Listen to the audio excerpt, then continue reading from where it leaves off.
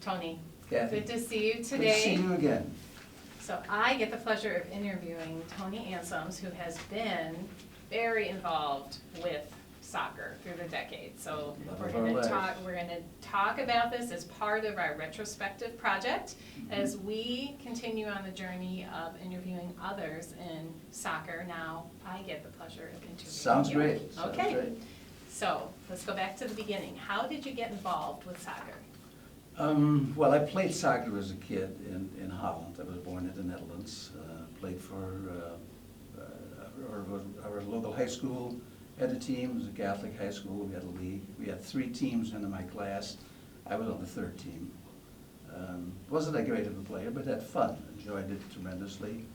Got involved a little bit with youth soccer, and then got involved in other things and kind of forgot about it, but still enjoyed watching it. My dad was a fanatic about soccer. He watched the international games, listened to the radio. So when we came to the United States, the first thing I heard was there was the Banta Stadium was opening up with a football game. Okay. And my wife and I said, hey, let's go watch that football game.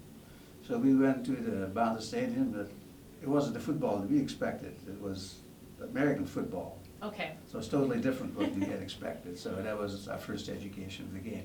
We found out then there was hardly any soccer. At that time there was a team in Oshkosh, and they played Sunday afternoons.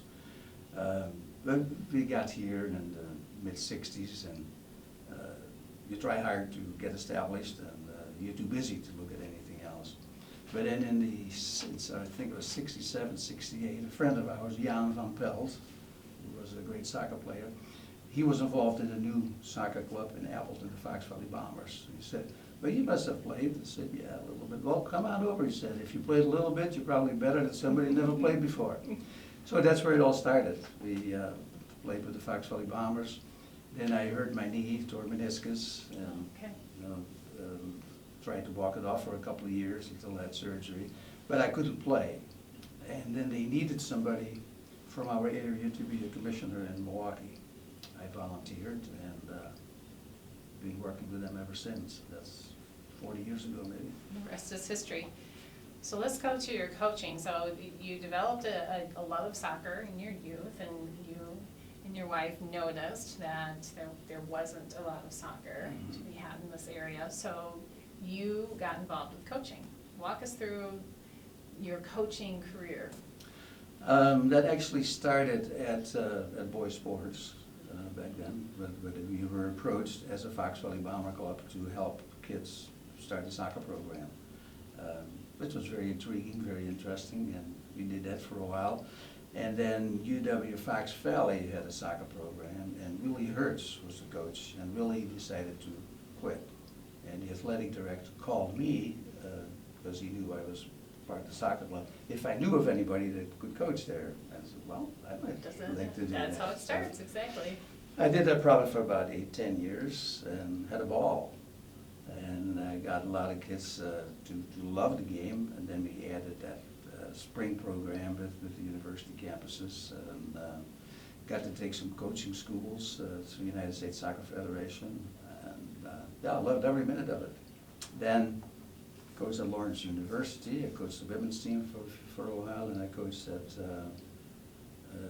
Lourdes High School for a year or two, and the rest was always youth.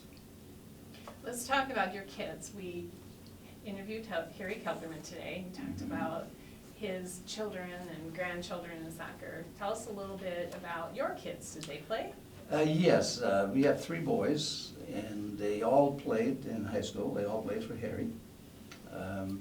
Peter went out and played at UW Oshkosh for a few years, and I think those were his best years in soccer. Did very well. Played for Toby Barth, and they just had opened up men's soccer at that time. He's still playing. He's 52, and he's still playing once a week in the couples league, indoor and outdoor. Rob went to UW Stevens Point and played there for 4 or 5 years with a club team.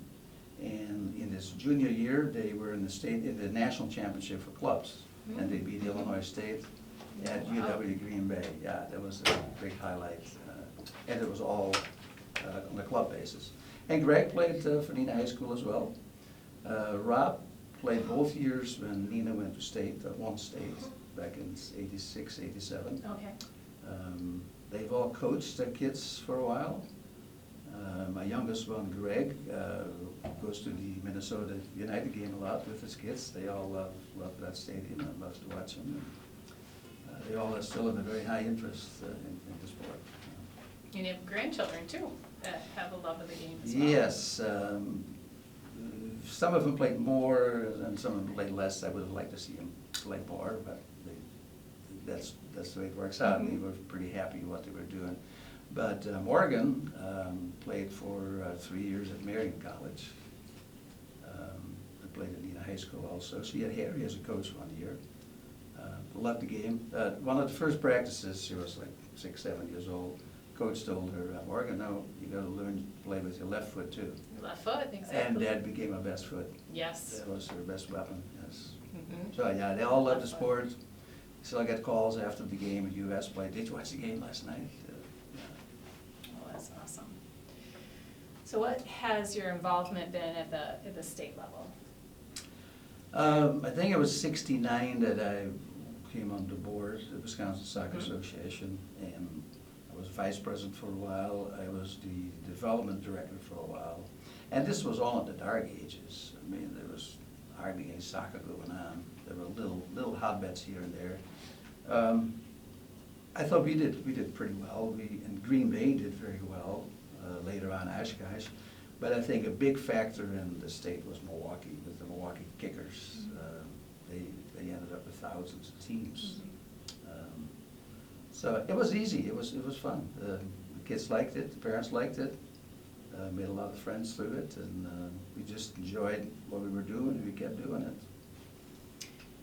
So, as you think about the game today and the journey from coming to this country, and soccer is an immigrant sport, and introducing those youth camps that were so instrumental in planting all those seeds, are you happy with where we are today?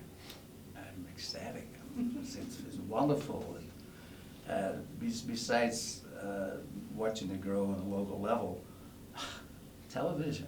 We can spend all weekend watching games. Don't do it, but yeah, we can watch games pretty much every day on TV now. We were actually starving for soccer news back in the '60s. There was nothing. And then once in a while they would have a game, but then something else came up and then the game was not showed. It didn't show it. I mean, we wait all week, stomping at the bit to watch that game, and then we didn't get to see it. That's totally different now, and yeah, we're ecstatic. It's awesome. Where do you see soccer developing?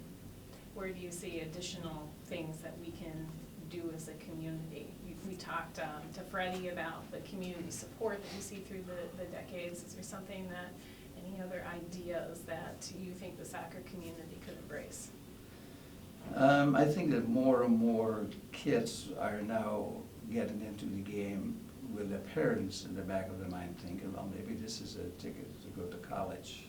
And that can be a good thing, and it can not be such a good thing, because we're not all on the same level. There's only a few people that play that kind of soccer. But I think with the numbers that we have today, that the quality will keep on improving. Coaches are getting better. We now have a lot of coaches who've played the game themselves. And with that experience, it's easier to pass it on to the kids. I think we're at a level now where we have enough soccer clubs. Maybe even some years we have less kids coming out than other years, but I think today we're an established sport and a youth activity for the good of the community, and quality will just keep on improving. And that's thanks to people like you who came across the pond and helped plant all those seeds for all those decades. We were just looking for something to do, and had a lot of fun with it, all the friendships we've established over those years. Yeah, it's been a wonderful experience. Tony, thank you for your time today, and we will continue on the journey of interviewing more people that have made a difference in Wisconsin for soccer. Thank you.